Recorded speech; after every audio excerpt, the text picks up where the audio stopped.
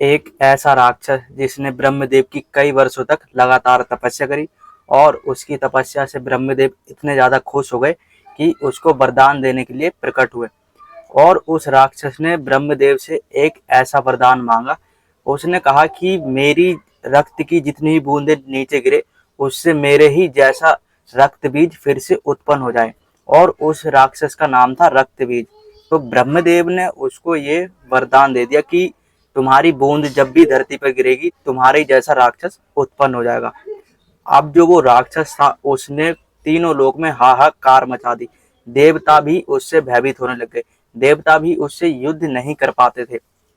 जो रक्त बीज था उसकी जैसी एक बूंद रक्त की गिरती थी वो वैसे ही उसके जैसा ही एक राक्षस उत्पन्न हो जाता था।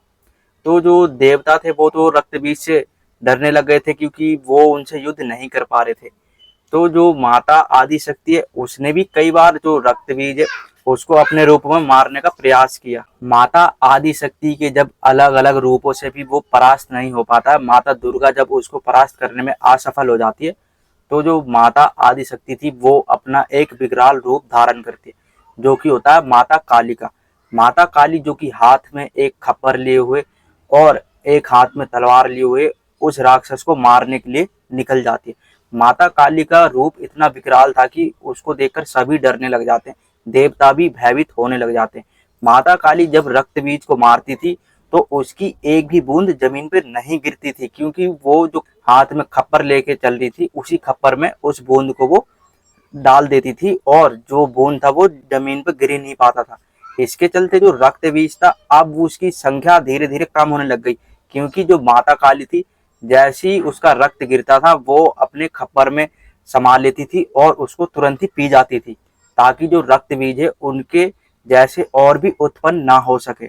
अब जो रक्त बीज था वो माता काली से बहुत ज्यादा परेशान हो जाता, भयभीत होने लग जाता है और माता काली जो कि इतनी आक्रोश में आ जाती हैं और रक्त बीज को वो मारने के लिए चल पड़ते हैं। रक्त बीज का जब वो वध कर देते हैं तो जो देवता थे वो तो बहुत ज्यादा प्रसन्न हो जाते हैं कि जो माता काली है उन्होंने उनकी सहायता करी और जो देवता थे उनको रक्त बीज से उन्होंने बचा लिया। लेकिन अब जो माता काली थी कहा जाता है कि वो बहुत ज्यादा शक्तिशाली थी और उनका रूप बहुत अनोखा था और वो बहुत ज्यादा क्रोध भी हो जाती हैं क्योंकि जो रक्त बीज था उसको मारते मारते वो अपना नियंत्रण खो बैठती हैं और रक्त बीज को मारने के बाद उनको जब रक्त नहीं मिलता है पीने के लिए तो वो बहुत ज्यादा क्रोधित होने लग जाती है। वो देवताओं पर भी बहुत ज्यादा क्रोधित होने लग जाती है और अब वो ये सोचती हैं कि अब मुझे रक्त चाहिए मेरी प्यास मिटाने के लिए। तो जो देवता थे वो तो बहुत ज्यादा भयभीत हो जाते हैं कि अगर माता ने हम ही को नष्ट कर दिया, हमारा ही रक्त पी लिया तो हम तो बचेंगे नहीं। तो जो जितने भी देवता थे वो वहां से भागने लग जाते हैं। माता काली जो कि बहुत ज्यादा क्रोधित हो जाती है और वो अपना आपा खो बैठती हैं। अब जो भगवान शंकर थे अब उनसे देवता सहायता मांगते हैं।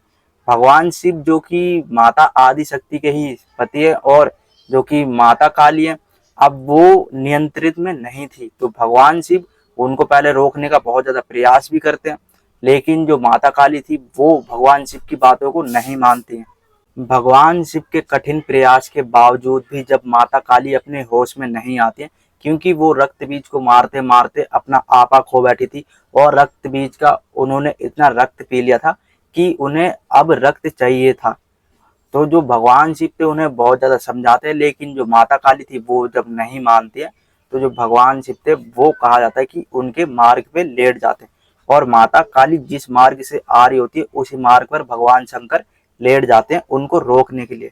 अब जैसे ही माता काली उनके शरीर पर अपना पैर रखती हैं तो उनकी जीभ बाहर आ जाती है और वो जैसे ही देखते हैं कि उनके स्वामी उनके पैरों के नीचे लेटे हुए तो वो बहुत ज्यादा शर्मिंदा भी हो जाती हैं। उनको अपने ऊपर भी क्रोध आने लग जाता है कि कैसे उन्होंने गुस्से में अपने स्वामी की बात नहीं मानी और उन्हीं के ऊपर अपना पैर रख दिया। तो जो माता काली थी कहा जाता है कि उन्होंने रक्त बीज का रक्त बहाकर पिया और उसका नुकसान भी करा और उनका वध भी कर दिया। लेकिन जो माता काली थी जब वो अपना आपा खो बैठी तो भगवान शिव ने उनको रोकने का प्रयास किया लेकिन वो रुकी नहीं। तो भगवान शिव उनके मार्ग में आ गए जिसके चलते जो माता काली थी उनकी जीभ बाहर आ गई। आपने देखा होगा कि जो माता काली है उनके पैरों के नीचे भगवान शिव है और उनकी जीभ बाहर है। लेकिन अब बात आती है रक्त बीज पर कि माता काली ने उनका रक्त पिया क्यों।